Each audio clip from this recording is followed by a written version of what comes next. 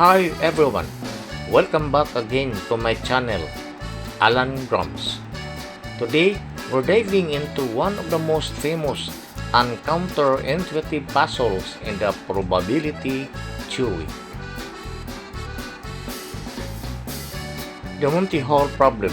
It's a brain teaser that's puzzled people for years. At the end of the video, you'll not only understand it but could explain others by confidence. Here's how it goes.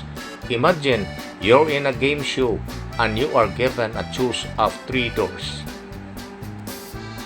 Behind one of the doors is a brand new car. The other 2 doors, coach. You choose a door, let's say door number 1.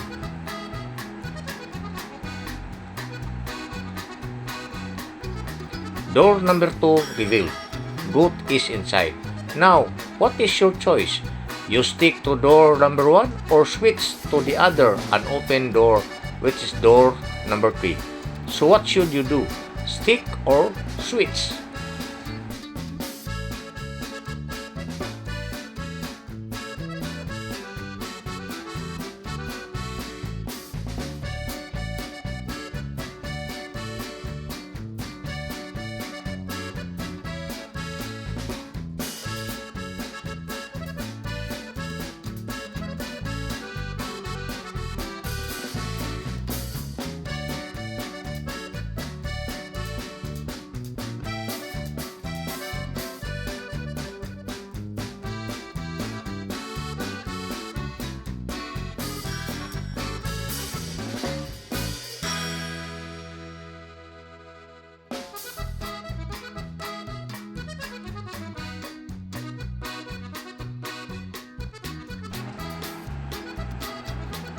It is not guaranteed, but the probabilities of winning are in favor when you switch.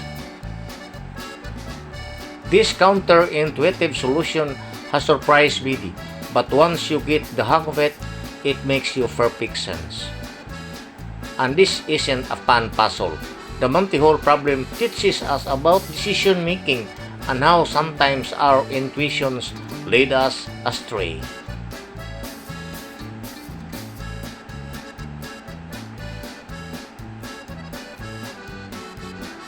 It's a great reminder to think critically, especially when odds are involved.